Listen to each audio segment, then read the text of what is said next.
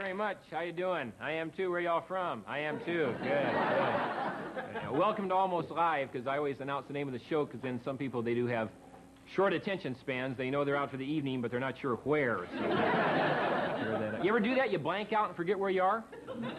Wake up at the Ace Hotel with big bumps on your body? Mostly this section, I guess. I've been real depressed the last couple of days. I read this article. It said your car reflects your personality. I don't have a car, so I was a little bit disturbed about that. But last few weeks, I've been real paranoid. I was out walking around one day, and I heard somebody giving me the finger.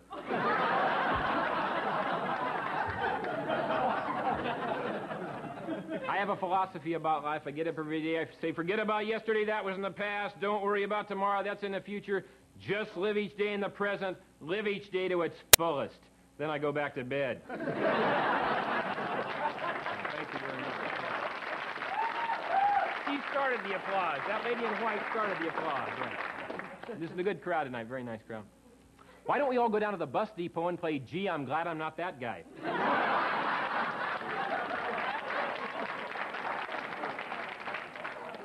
Let's talk about the... Like some of you have been down there playing that game before. I don't know. Let's talk about the poor and the homeless. Hands across America. All those people joining hands from the West Coast to the East Coast. Did you see the people in the mountains? This idea sucks!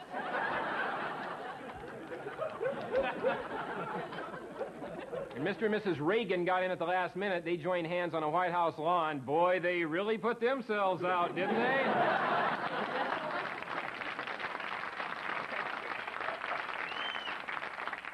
I did not participate in Hands Across America. I was very active in Fingers Across Bothell.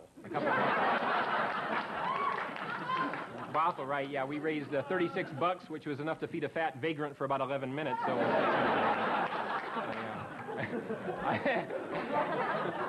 I had been asked to contribute to Farm Aid. Unfortunately, I'd spent all my money on Barmaid, so that didn't work out very well. If you see me on TV, you know I am the comic who's desperately looking for a gimmick, something that'll shoot me to the top. For a while, I was the little-known fact comic. I presented hard-to-believe little-known facts. For instance, did you know that 98% of all the Visine sold in this country runs down the side of your face?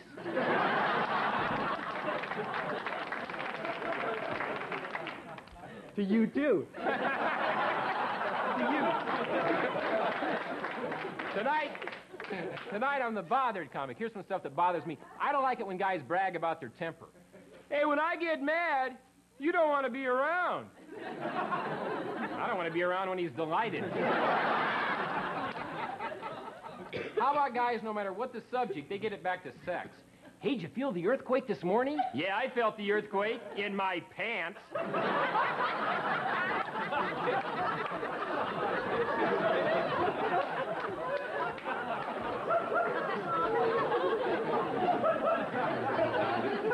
One minute. Here's something that's bothered me all my life. You know those four little knobs, the base of your toilet? There's two in back, two in front. What the hell are those things, and how come they're always... And why is that brown stuff always on them, and how did he get down there? Enjoyed talking to you. Thank you very much. Thanks a lot.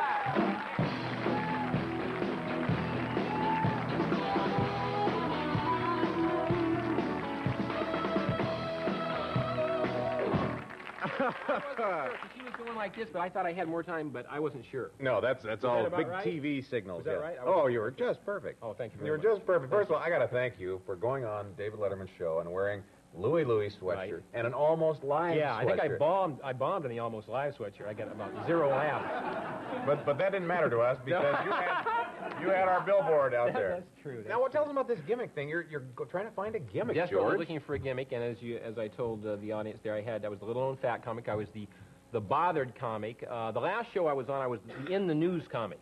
Because, you know, I'm as fresh as today's headlines. And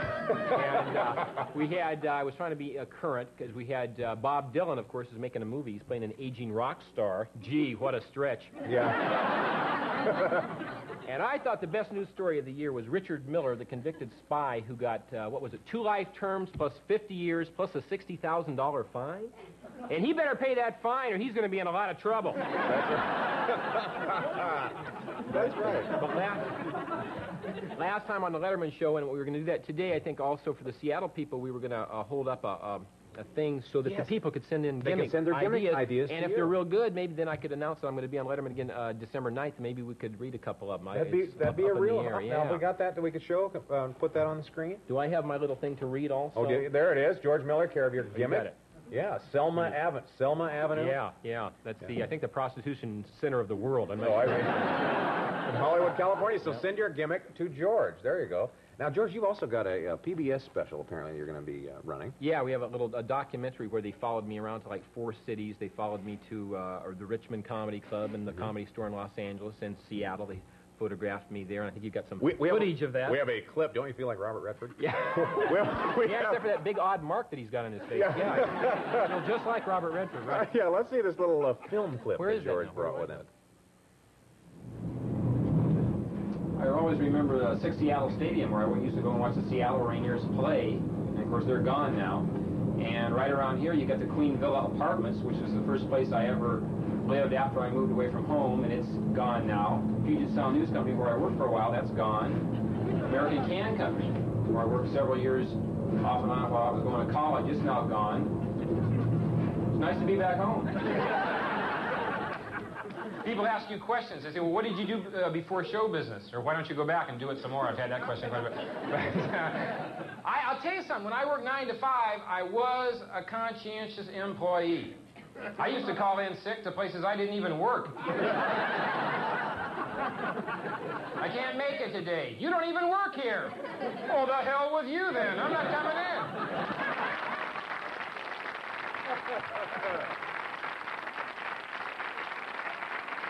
And I know it is fun for you to come back home because your mother is here, and that's right. She's in the audience over there. That's right. But last time you were here, you went on a blind date. How did that turn out? Oh, the blind date was unbelievable. I think this woman, I don't know. I think she was from the PLO. I'm pretty sure she was. Yeah, that stands for probably lesbian. She,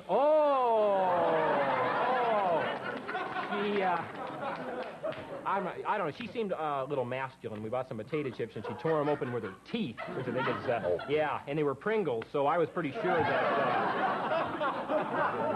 Have you ever been approached to do a comedy album? You've been in this business a long time. You know what happened? Yeah. Ronco. You ever heard of Ronco Records? Yeah, right? Sure, yeah. Though before they went out of business, they had their fingers in a lot of pies, and they asked me to do a comedy album.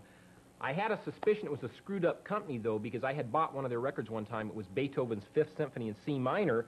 But then on the flip side, they had Beans, the musical fruit.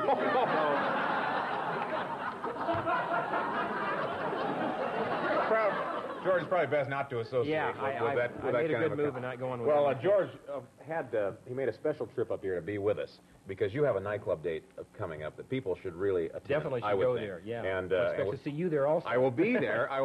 So any of you have any problems or questions, nice. Thank you. It seems that George is going to be at the backstage, I think. December 6th. Yeah, it's somewhere around December 6th, I imagine. So go to the backstage and see the complete George Miller. Ladies and gentlemen, George Miller. Thank you very much. Thanks for being with us. We'll be right back. Yeah, there's something weird going on.